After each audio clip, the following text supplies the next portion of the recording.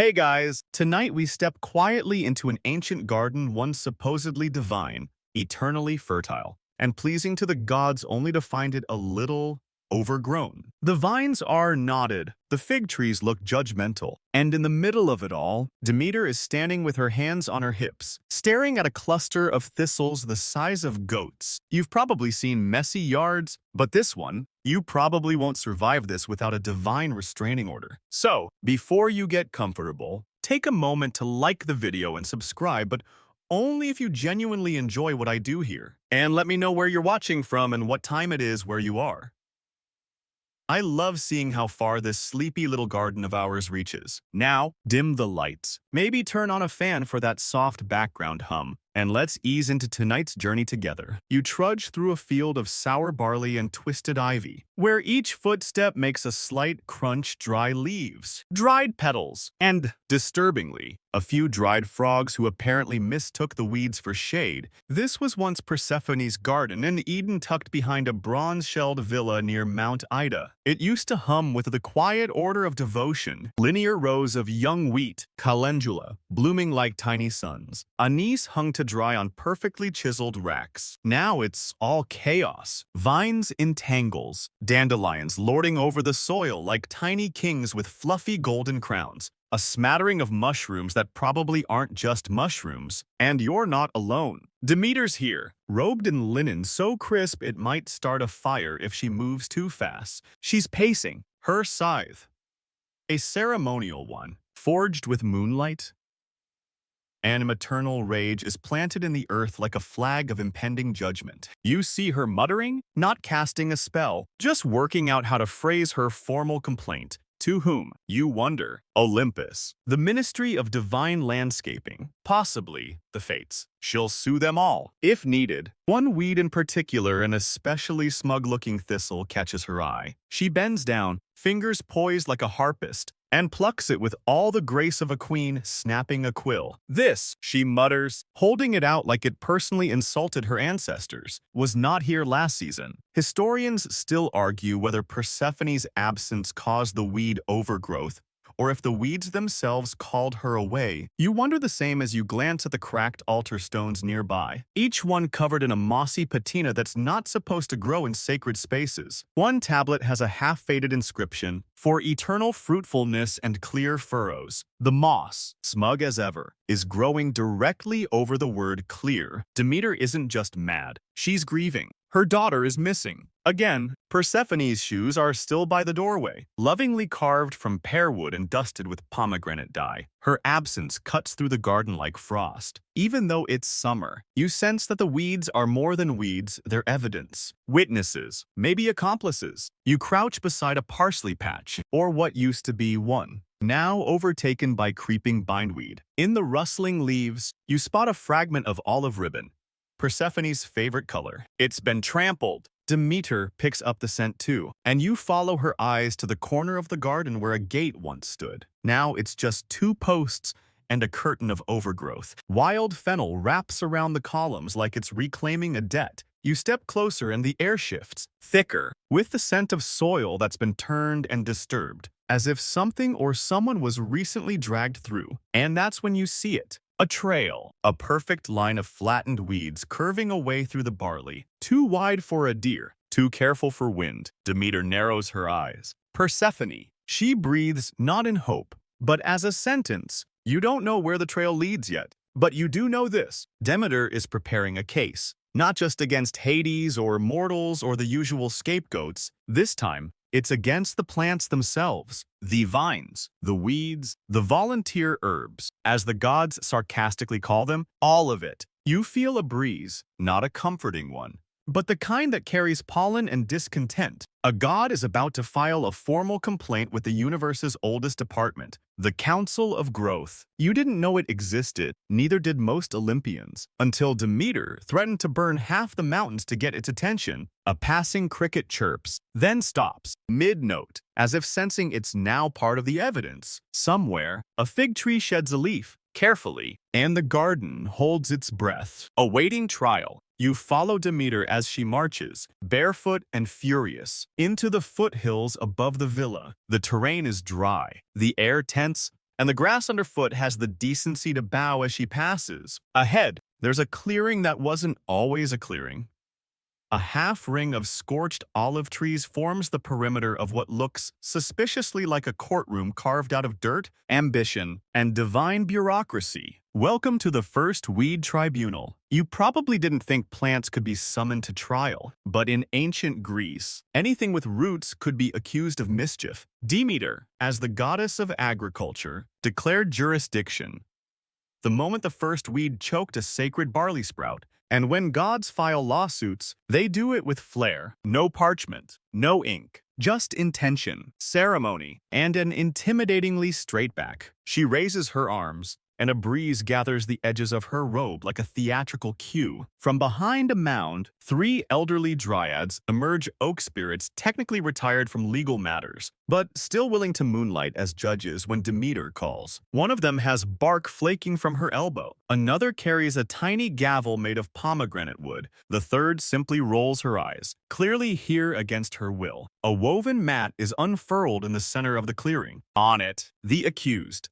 Not metaphorically, actual bundles of weeds, bindweed, pigweed, foxtail barley, a particularly smug clump of shepherd's purse that flutters its seed pods like jingling coins. They've been tied with ceremonial rushes, as if binding them will keep their chaos from spreading. Spoiler, it won't. Demeter begins her statement. These plants, she says, gesturing with a staff carved from petrified cypress, have intruded upon sacred lands, disrupted crop cycles, and her voice tightens.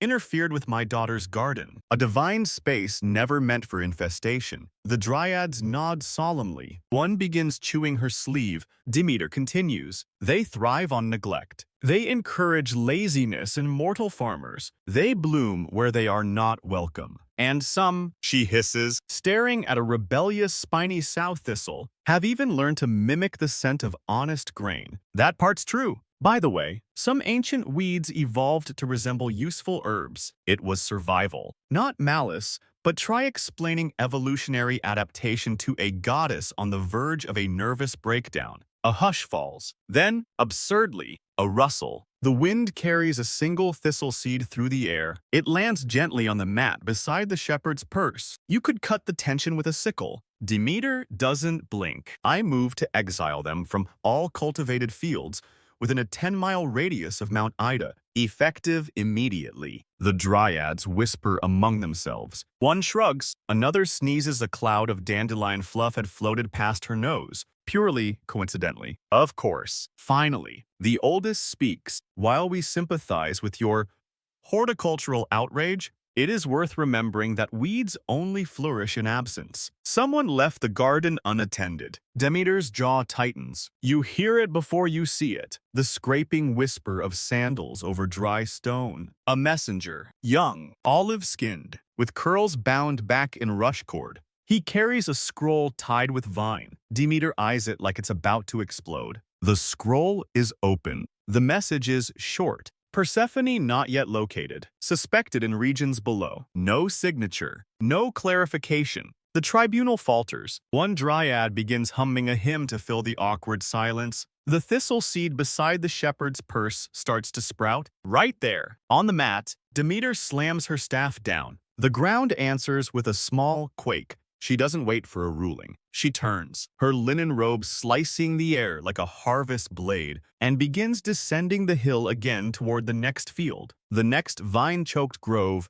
the next whispered clue. You follow. Behind you, the dryads begin folding the tribunal mat like it's just another picnic blanket. One mutters something about needing stronger gods to deal with root crimes. Another points out that there's no official precedent for trying weeds in court. Historians still argue whether this event counts as an actual trial or just an aggressive gardening intervention. But Demeter doesn't care about precedent. She wants answers. And the weeds, it seems, are just getting started. The next field you wander into feels wrong immediately. It's not the color, though. The wheat here is a shade too gray, as if it's storing secrets in its stalks. It's the sound. Nothing hums, no bees, no breeze, just a dry rustling that feels watched. Demeter stops at the edge, arms folded. This is where it began. she mutters. You see them before she says a word more. Dandelions, hundreds of them, glowing faintly gold in the slanted afternoon light, their heads bobbing like smug little lanterns. Not one has been plucked, not one wilted. It's a horde. And it's not retreating. These weren't here last year, Demeter says. Then she corrects herself. Not in these numbers. To mortals, dandelions were harmless, even lovely. They made wine. Crowned children were blown for wishes. The Greeks called them leontopon, lion's tooth, for their jagged leaves, but also for their stubbornness. They weren't cultivated, they just appeared. And they always appeared in force, especially when a field had been abandoned or a farmer distracted. But Demeter knew better. She crouches beside one. Its roots are deeper than they should be tangled,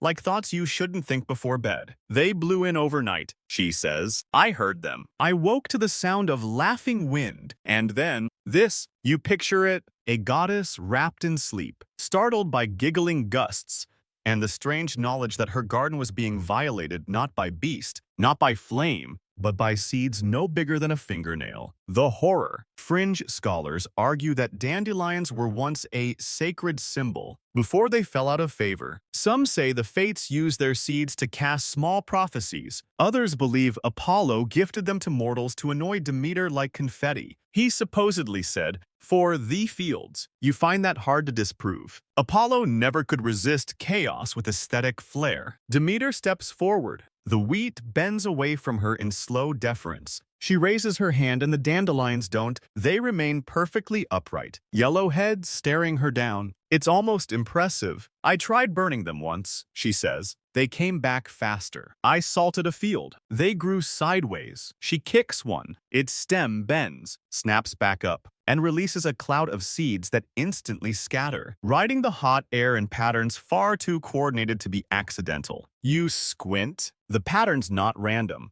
It's a spiral, Fibonacci, maybe, or a glyph, some ancient root language of plants long lost to mortal memory. Either way, it's a message, probably mocking her. She watches the seeds disappear toward the ridge and mutters something about finding the wind spirits next. It was always the wind spirits, wasn't it? She moves again, this time into the thicker parts of the field. You follow, brushing past ragwort and oxalis, both blooming out of season. There's a kind of defiance in the way these plants grow, like they're challenging her title, daring her to be the goddess of order in a world full of delightful chaos. One farmer once joked that weeds were just the plants that like you too much. He died choking on wild chicory root. Demeter swore she had nothing to do with it. You reach a patch of soil that's been freshly disturbed, turned over by something heavy. Demeter kneels, touches the edge, and lifts something small. It's a bronze hairpin. Persephone's. The silence thickens. Not grief, something older. The air tastes metallic. Like the moment before lightning strikes, the dandelions bend slightly. You could swear it's an apology, but it's too late. Demeter stands and gestures toward the field. The wheat bows. The dandelions try. Some even fall. You had your chance, she whispers. A wind rises, not natural, not Olympian either. Something between a breath older than language, smelling of flint and ash and winter apples. You cover your ears, but Demeter just walks through it, her hair lifting like sea foam. The dandelions peel from the earth. Seeds scatter in retreat, all but one. One remains, rooted deep. She stops before it, frowns. She doesn't pluck it. Instead, she smiles. Let's see what Apollo has to say about this. You find yourself now beside a sun-dappled grove, the light flickering through olive branches. When Demeter pauses with a sigh that sounds suspiciously like Apollo, you absolute pest, the god of the sun and music, that eternal showman with a lyre always at hand, had been trying to convince her that the weeds, yes, those dreaded intruders, were simply misunderstood flowers. You're pretty sure even the olives are rolling their tiny black eyes. Apollo stood there, chin tilted, basking in the glow of a sunset he'd personally arranged, and insisted that the weeds were nature's rebels, beautiful, resilient, and worth celebrating. Every weed has a song, he said once, plucking a dandelion and tuning it like a harp string. You just need to listen. Demeter, however, was not listening, not even a little. Her volcanic eye twitch made it clear she was closer to casting a thunderbolt than attending any impromptu recital. You recall that the ancient poets loved Apollo for his charm, his healing powers, and, yes, his questionable landscaping advice. Historians still argue whether Apollo's insistence was an early form of eco-activism or just a ploy to distract Demeter while he planted his own troublesome laurel. One particularly heated argument reportedly ended with Apollo suggesting that dandelions represented spontaneous joy, while Demeter snarled about spontaneous destruction. The debate was so intense that even the nearby bees took a break. Circling awkwardly out of earshot, you can almost hear the tension in the air, the kind that smells like crushed rosemary and impending storms. In the end, Demeter's patience thinned faster than spring frost. She declared, "If weeds are songs, then consider this a divine dissonance." Despite Apollo, she cast a small curse, nothing lethal, just a mild inconvenience for weeds to grow just a little too tall or a little too thorny. You know, to keep things interesting, that curse is rumored to be the reason why bindweed wraps so aggressively around crops and why thistles poke just where you least expect them. A quirky fact: the Greeks even had a word for weeds that made life difficult. Agneta, meaning thorny troublemaker. And those troublemakers often featured prominently in love poetry as metaphors for unrequited passion, because, apparently, nothing says heartbreak like a prickly weed. Apollo, of course, took the whole thing in stride, composing a cheeky ode to the noble weed that's still whispered by some troubadours today, though mostly just to annoy dedicated farmers. You look at the grove again, wondering how much damage a sun god's ego can do when paired with a stubborn goddess. And you realize the weeds aren't just plants.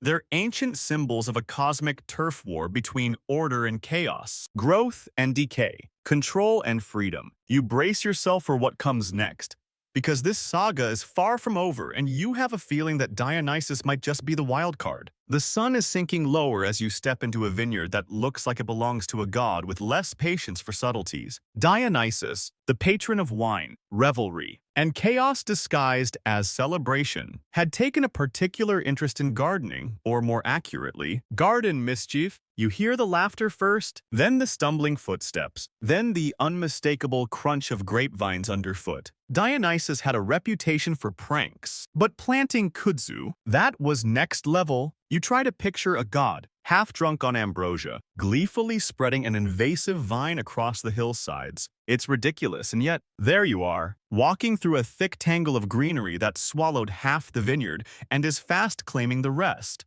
Kudzu, Demeter sighs, voice tinged with something like weary disbelief. An American import, more like a divine prankster's favorite. Historically, kudzu is a real-life nightmare, introduced thousands of years after the ancient Greeks. It's a vine that grows faster than you can say harvest season, choking out everything in its path. But here in myth, it's Dionysus's doing, a tangled mess of vines that refuses to die even after 1,000 fires. You watch as the vine's thick tendrils twist around olive trees and grape clusters, squeezing life from the fruit with gleeful disregard. You can almost hear Dionysus giggling behind a nearby olive grove, tossing seeds like confetti. Shedding the usual calm of her demeanor, Demeter pulls out a flaming torch, not the ceremonial kind, but a real one, flickering and hungry. If he wants a party, she mutters, he'll get a cleanup crew. The torch catches the vines, flames licking the leaves in a hypnotic dance.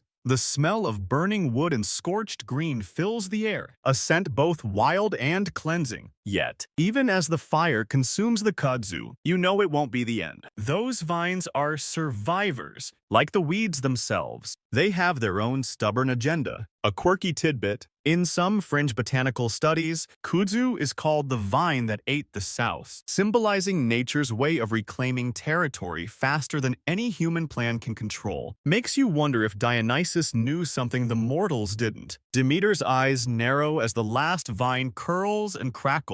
He thinks it's a joke. She says, voice low, "But this is a war." You can't help but notice that Dionysus is strangely absent, probably off orchestrating another wild celebration somewhere, oblivious to the destruction left in his wake. Historians still argue whether Dionysus's vine was an allegory for human excess or just a myth explaining a real ecological disaster? You take a breath, the smoke filling your lungs gently, and look at Demeter's resolute figure against the fading light. She's preparing for a long, exhausting battle, and somehow you're roped into it. You find yourself in a quiet grove where the air hums with a peculiar stillness, the kind that only happens right before a negotiation goes sideways. Here, Demeter is poised, not with scythe or torch, but with patience, a commodity she rarely reserves for the wind spirits. The wind spirits, those mercurial tricksters who scatter seeds with the careless abandon of a child tossing confetti, have long been at the heart of this botanical unrest. They carry whispers, pollen, and the occasional curse gifts wrapped in invisible storms. Today, they stand before Demeter, a swirling dance of invisible currents made audible only by the rustling leaves and the soft moan of distant trees. Their leader, a sly breeze named Zephyros, flutters mockingly. Demeter clears her throat. Enough with the gifts, she says. Your seed spreading has gone beyond mischief. Fields are overrun, gardens ruined. The mortal farmers are losing faith. Zephyros chuckles, a sound like wind through cracked pottery. We only deliver what nature demands. Freedom to grow, to spread, to surprise. She narrows her eyes. You spread chaos, not freedom. Your seeds choke the wheat, poison the herbs, and make a mess of my daughter's gardens. The wind spirits seem unbothered, swirling faster, sending a flurry of dandelion seeds across the clearing like a whimsical snowstorm. You watch as Demeter sighs, pulling out a scroll. A rare gesture of diplomacy. This is the wheat-scented peace accord, a fragile truce negotiated centuries ago to control the spread of invasive seeds without quelling the natural winds. The accord's terms are poetic and strict. Winds may carry seeds only within designated zones, and only with Demeter's blessing. But, as you can guess, enforcing it is like herding cats.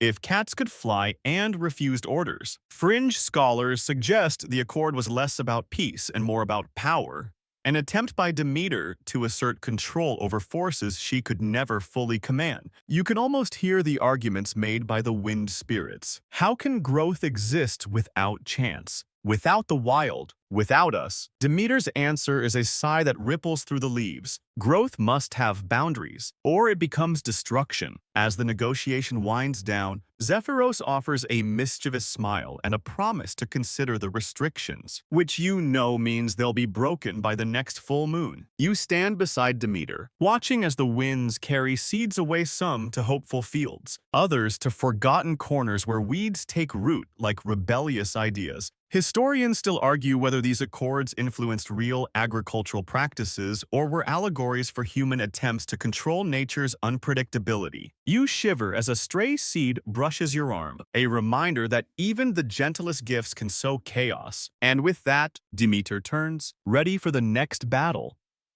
In this endless war of roots and rules, you find yourself kneeling beside an ancient manuscript, well, more like an ancient bark scroll, where historians still argue about a peculiar root system. They say Athena herself might have invented knotweed, not as a gift but as a punishment, a tangled, invasive root meant to humble Demeter's pride and teach her a lesson about control. You wonder if Athena was feeling petty that day or if this was some divine botanical practical joke. The root system is unlike anything else in myth or nature, sprawling underground with a sly intelligence, invading farmlands without a single leaf to give it away. Demeter, of course, is livid. She calls it a creeping insult and spends many nights tossing and turning, haunted by the feeling of unseen roots gnawing at her sacred fields. Knotweed is fascinating in reality. 2. This plant is so aggressive that in modern times, it can crack concrete and outgrow buildings, sort of like that annoying relative who shows up uninvited and just won't leave. Fringe botanists speculate that knotweed's mythology reflects ancient fears about uncontrollable growth and the limits of divine authority. Was it a punishment from Athena for Demeter's stubbornness? Or simply a misunderstood marvel of nature? You turn the brittle scroll pages, noticing doodles of root shapes that look suspiciously like labyrinths or tangled mazes.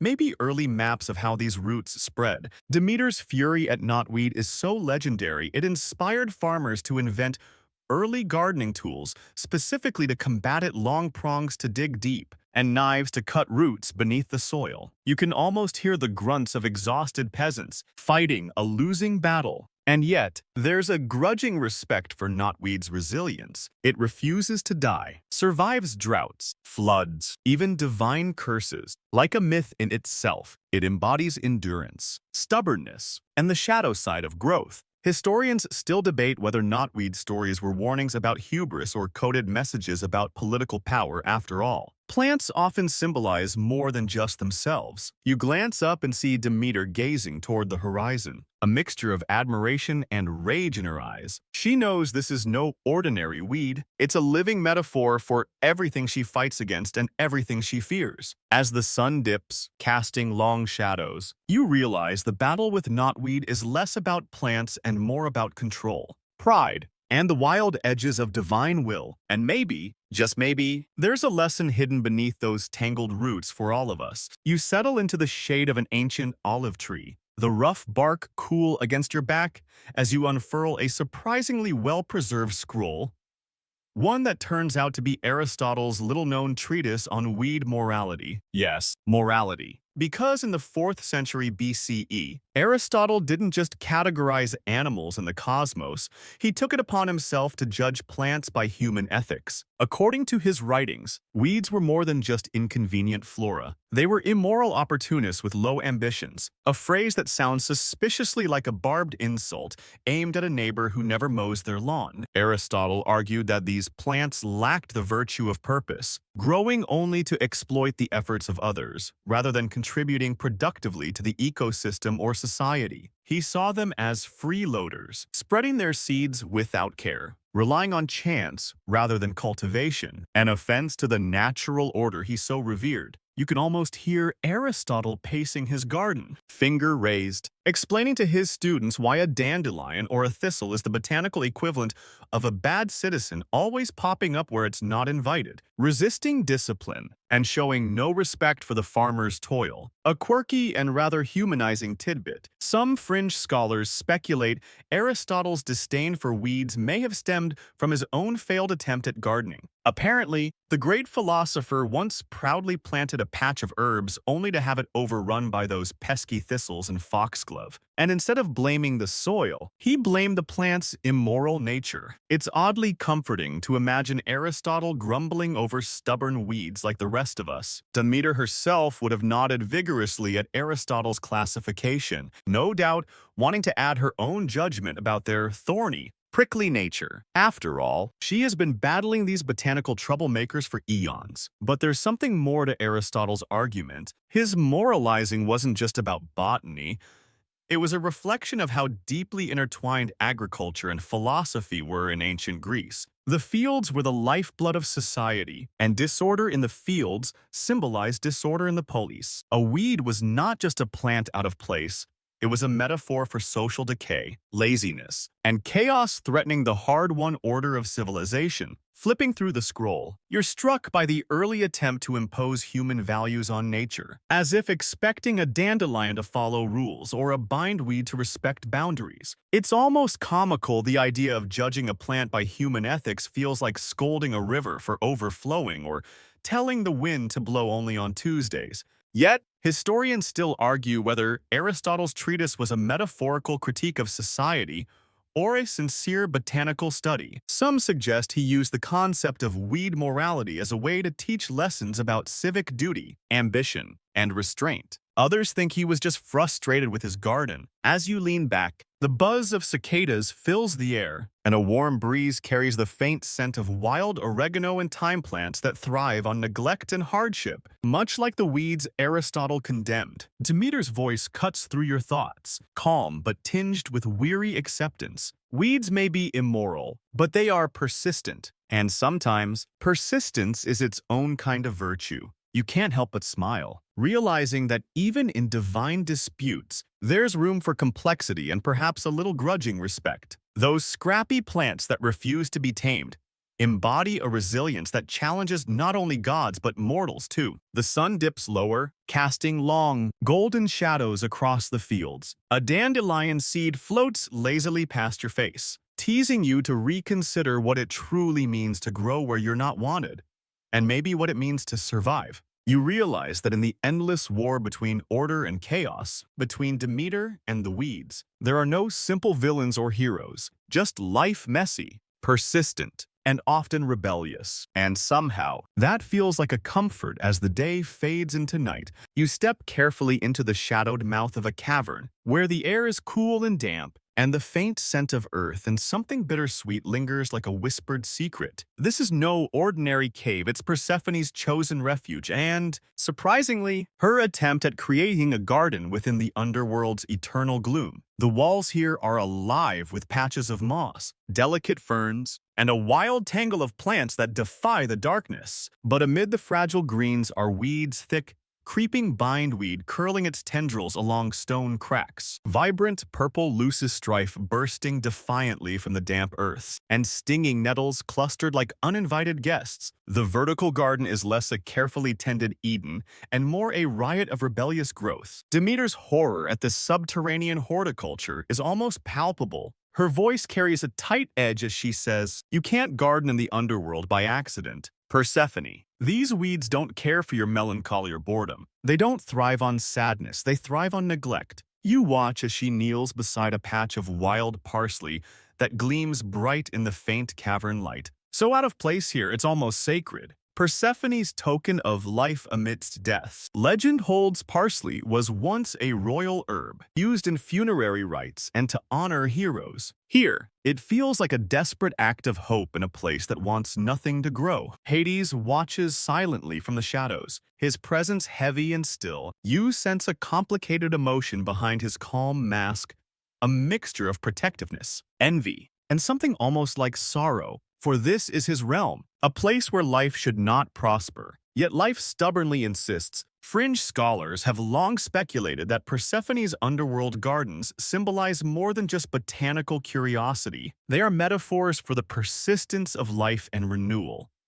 In even the darkest places, a theme echoed in modern psychology as growth through hardship. The weeds, often maligned, here take on a new meaning: survival, resistance, and unexpected beauty. Demeter's fingers trace the patterns of moss on the stone, her voice softening. Even in darkness, life insists on growing. You notice how the weeds creep slowly upward, seeking the faintest traces of light, their roots threading through ancient stone, as if reclaiming forgotten ground. It's a silent battle between decay and vitality. The air is filled with the faint sound of dripping water like a slow heartbeat. You feel the weight of centuries pressing down. Yet beneath it all, there's a subtle pulse of life fighting to be heard. Historians still debate whether these subterranean gardens were part of ancient ritual worship, honoring Persephone's dual existence, or simply allegories for the cycles of death and rebirth that define human experience.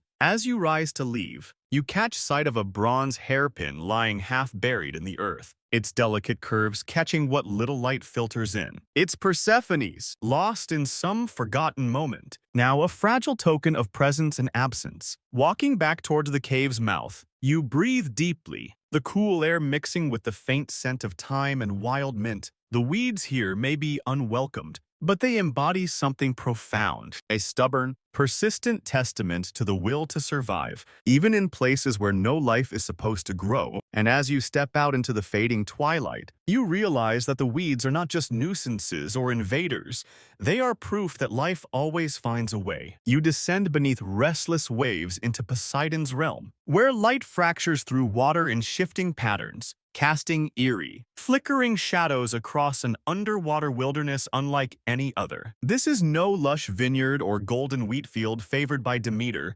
It's a submerged garden, a botanic experiment teetering on the edge of chaos. Poseidon, god of the sea and storms, once dreamed of cultivating a garden beneath the waves, a grand gesture symbolizing harmony between land and ocean. His vision was one of towering kelp forests swaying majestically, sea lettuce beds glowing emerald in the filtered light, and delicate seagrass carpets undulating like soft ocean waves. But ambition often meets stubborn reality, and Poseidon's garden quickly became something else entirely. What lies before you is a tangled underwater jungle, wild and suffocating. Sea lettuce, it spreads like a thick, choking tide, smothering corals and anemones, turning vibrant reefs into green deserts. Kelp strands twist aggressively, wrapping around abandoned shipwrecks and jagged rocks, forming labyrinthine tangles that trap unwary fish and hide ancient secrets. Sea grass beds, once pristine and inviting, are now suffocated beneath invasive species that slipped silently into the realm, spreading without restraint. You watch as Poseidon paces the ocean floor, trident in hand, a symbol of his power and frustration. His usually commanding presence is clouded with regret and fury. "I wanted beauty," he murmurs, voice muffled but heavy with disappointment. "But I've unleashed a swamp." The kelp seems almost alive in its passive-aggressive sway, brushing against rocks and snapping like giant fingers in mockery. Nearby, a crab scuttles nervously, seeking refuge from the smothering seaweed. Schools of fish dart through narrow channels, their silvery bodies reflecting distorted light in a frantic dance of survival. Starfish cling desperately to corals gasping beneath the blanket of green. Fringe marine biologists compare this myth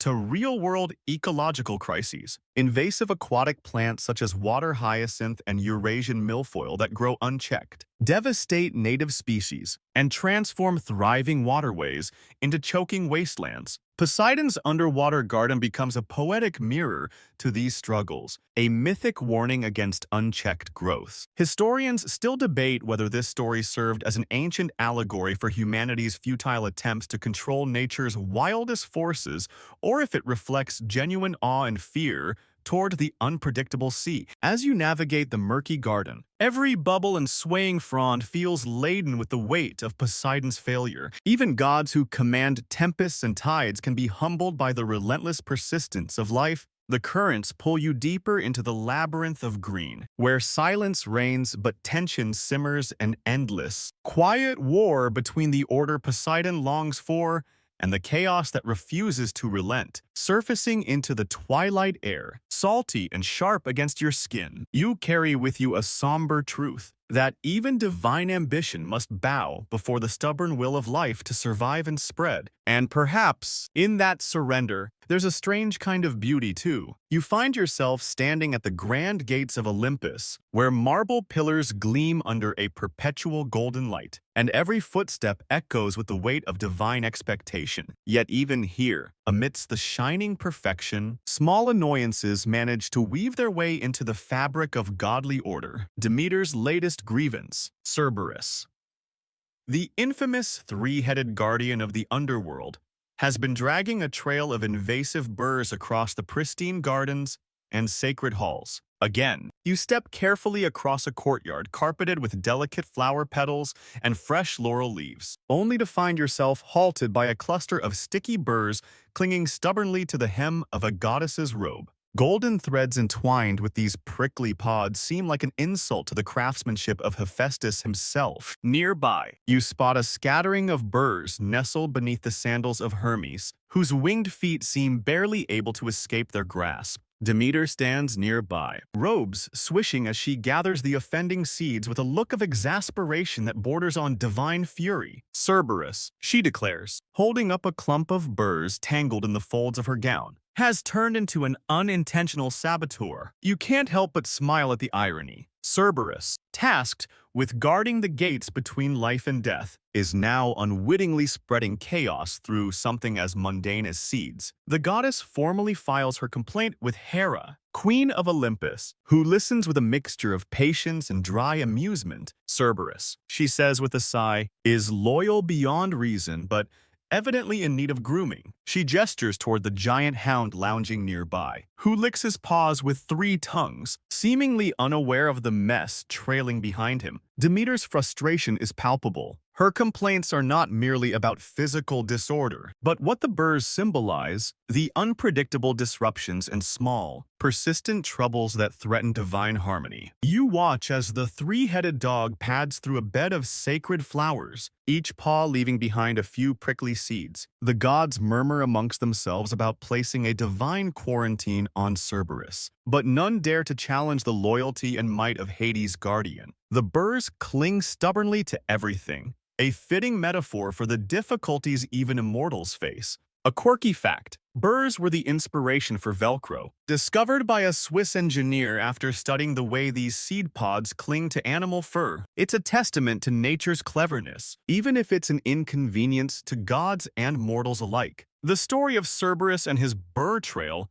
has sparked debate among historians and mythologists alike. Some view it as a humorous anecdote, a divine slip-up to humanize the gods. Others see it as a coded warning about the consequences of negligence, even from those sworn to protect order. As you walk beside Demeter, a god's sandal suddenly snaps with a sharp pop as a burr pulls free. She arches an eyebrow, her voice dry yet wise. Even the smallest weed can trip the mightiest god. You realize that in the divine realm, as in the mortal world, sometimes the tiniest irritations cause the most unexpected problems. The burrs are more than seeds. They are symbols of chaos creeping where it's least expected, reminding gods and humans alike that perfection is an endless pursuit. You glance down and notice a solitary burr rolling gently in the breeze, a tiny menace, patient, and waiting for the next opportunity to root itself. And you think, perhaps the weeds and burrs aren't just invaders, but teachers in persistence, in patience, and in the art of subtle disruption. You find yourself wandering through a lush, verdant field that hums softly with the sounds of nature, the gentle rustling of leaves, the distant chirp of cicadas, and the slow, deliberate crawl of snails trailing silvery paths across damp earth. This isn't any ordinary meadow, though here, scattered amidst the wildflowers and grasses, strange geometric patterns emerge from patches of weeds arranged with such uncanny precision they seem almost deliberate crop circles before crop circles were ever imagined. The circles are perfect rings, spirals, and complex knots made of wild thyme, creeping chamomile, and sprigs of mint, arranged in ways that defy natural randomness. Their edges are sharp and clean, as if carved by an unseen hand. The air around them carries an almost tangible tension, as if these patterns hold secrets that whisper just beyond hearing. Mortals and gods alike have long been puzzled by these enigmatic formations. Some whisper that these circles are divine messages,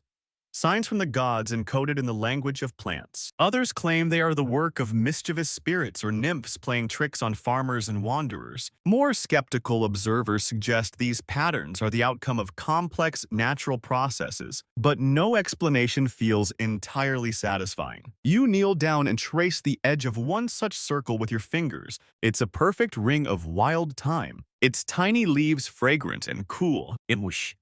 Is erupted only by scattered clumps of creeping thyme and chamomile that form intricate floral mosaics within the ring. The arrangement feels too deliberate, too precise to be the result of mere chance. Suddenly, Demeter appears beside you, as if summoned by your curiosity. She watches the circles for a long moment before speaking, her voice soft but tinged with knowing amusement. "These," she says, gesturing toward the patterned patches, "are the scars of petty quarrels between gods. Divine lawn wars fought with plants instead of spears." You raise an eyebrow. Skeptical. "Lawn wars." Demeter nods. "Yes, the gods have many ways of expressing displeasure or marking territory. Sometimes they resort to thunderbolts and storms, but other times, especially when the stakes are subtle or personal, they wage silent wars through nature itself. Invasive weeds, strange plant growths, and these geometric patterns, they're the weapons and messages of a quieter, but no less fierce, conflict." She explains how jealous gods sometimes use weeds and wild plants as instruments of passive aggression, sending an invasive patch of knotweed or nettles to choke a rival's sacred grove, or arranging wildflowers in cryptic shapes to claim a contested space. These are not random acts but deliberate acts of divine pettiness and power plays. It's a quiet warfare, where no thunderbolts are thrown and no temples are raised, but the impact on sacred spaces and mortal lands is just as profound. The weeds disrupt rituals, confuse oracles, and sometimes even cause the failure of crops, all without a single word being spoken. As you look closer, you notice tiny snails inching their way slowly across the circular patterns, their delicate trails glistening in the sunlight. Legend holds that these snails are sacred messengers, bridging the worlds of growth and decay, life and death. carrying whispers from the gods themselves. Their slow, deliberate paths trace the boundaries of these living artworks, marking time in this botanical battleground. A quirky tidbit. Some folklorists draw a line from these ancient geometric weed patches to later legends of crop circles attributed to extraterrestrial visitors. They suggest that what modern minds interpret as alien messages may have earthly origins rooted in these ancient tales of divine rivalry and botanical artistry. Historians and scholars still debate the true nature of these patterns. Were they naturally occurring phenomena shaped by wind, water, and insect activity, deliberate works of botanical art created by the gods, or simply stories grown from the fertile soil of human imagination, weaving myth and mystery together? As you stand amidst the soft crunch of dried herbs underfoot, and watch the snails inch their way slowly along the delicate outlines, you realize that the battlefield of weeds and wild plants is not just about destruction. It is also about expression, power, and the complex, unseen dance of gods trying to outwit each other without uttering a word. In this quiet conflict, every leaf, every spiraling tendril, and every snail trail tells a stories of rivalry,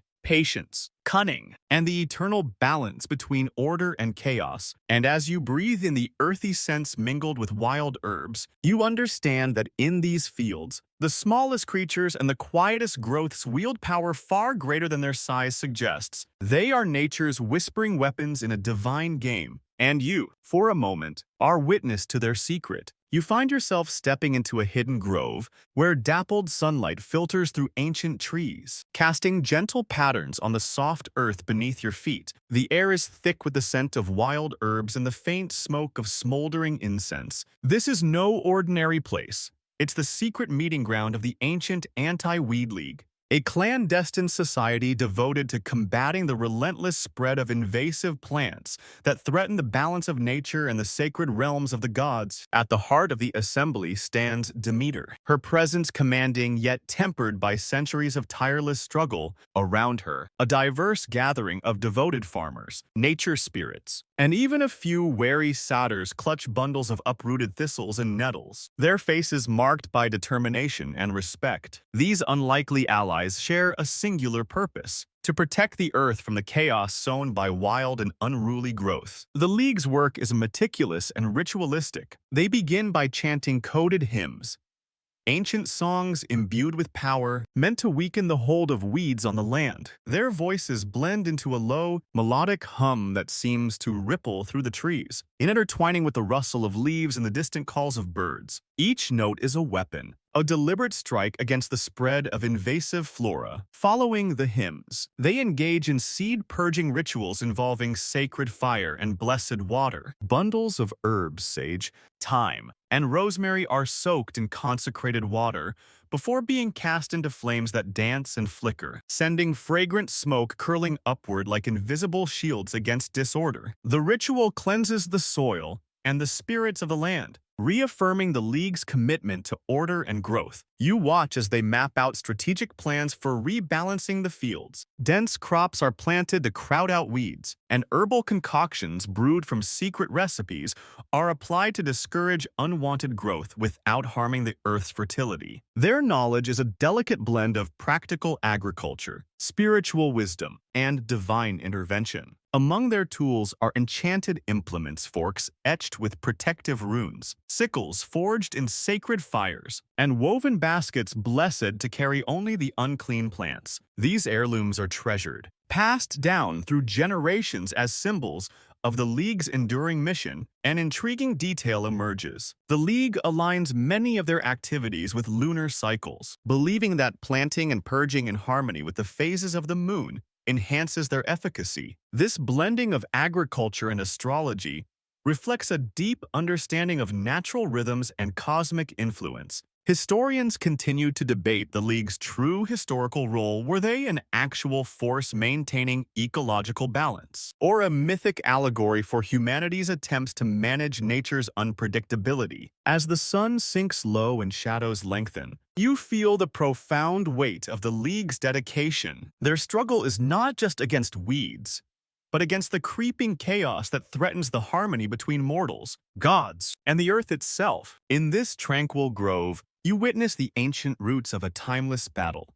A fight to coexist with the wild, to nurture life without surrendering to disorder, and to honor the delicate balance that sustains all growth. With every whispered hymn and every careful removal of stubborn roots, the League's legacy endures silent guardians in an endless war fought not with swords, but with song, sweat, and steadfast resolve. You stand at the golden edge of a vast, sun-drenched field where the last light of day sets the wheat aglow in waves of amber and honey. Here, Demeter, goddess of harvest, fertility, and the eternal dance of growth, prepares to deliver her final, decisive decree in the centuries-long battle against the weeds that have both plagued and defined her sacred lands. The focus of her attention today is the nettle, those bristling, stinging plants infamous across mortal and divine realms alike. Their jagged leaves and tiny needle-like hairs have made them objects of fear, annoyance, and awe.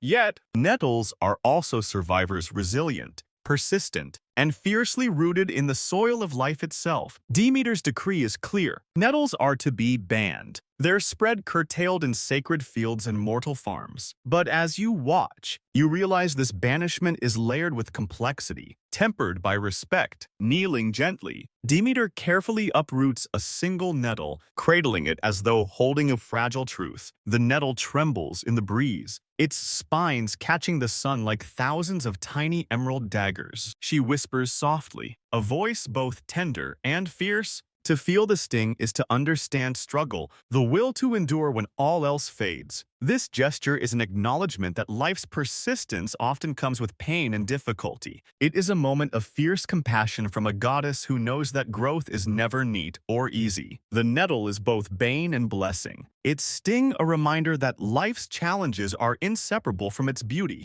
Demeter replaces the nettle in the soil with reverence, recognizing that wildness and disorder, like nettles, have their place in the sacred balance. The plant's leaves shimmer with dew, alive and defiant, symbolizing the eternal tension between control and freedom, order and chaos. Scholars and historians still debate the meaning behind this final act. Some see it as Demeter's symbolic acceptance that absolute control is impossible, that weeds, like chaos itself, are integral to the cycle of life and renewal. Others interpret it as a lesson on resilience, that survival and growth often require embracing hardship and imperfection. As the sun sinks slowly beneath the horizon, the field bathes in soft amber light, and a gentle breeze stirs the grain. The air cools, the shadows lengthen, and you feel a deep sense of closure mingled with hope. The eternal battle between order and wildness will never truly end. It is the dance of life itself, messy, unpredictable, and beautiful. The nettle stands as a living symbol of this truth, a testament that growth, no matter how challenging or thorny, persists through time. As night descends, wrapping the world in quiet calm, you breathe deeply, carrying with you the quiet wisdom of a goddess who understands that life's fire burns softly, but steadfastly beneath all struggle. Now, as this ancient tale gently fades into the quiet of night, the pace slows and the world softens around you. The weeds, those stubborn, prickly messengers of nature's wild heart, remind us that life is never simple or neat. It twists and tangles, blooms where it is not always wanted, and sometimes stings, but above all, it endures and grows. Demeter's journey through fields of challenge and resilience echoes softly through time, whispering from the soil beneath your feet and the stars overhead. It tells us that control and chaos are not enemies but partners in a sacred dance, where nurturing life means embracing both its orderly rows and its untamed edges. Feel the steady heartbeat of the earth beneath you, the slow, unyielding pulse of growth that no force can fully tame or erase. Let your breath slow, matching the gentle rhythm of leaves fluttering in a warm breeze. This fire of life glows quietly beneath the surface, steadfast through all seasons, trials, and change. So, as your eyelids grow heavy and the world slips softly into dreams, hold close this gentle truth. Growth is beautiful precisely because it is messy, unpredictable, and resilient. It is the fire that never dies, guiding us through darkness toward the dawn's promise. Now, soften your thoughts, release your tension, and drift peacefully into restful sleep, cradled by the stories of gods and gardens, wildness and order. You are held safe by the enduring power of life itself.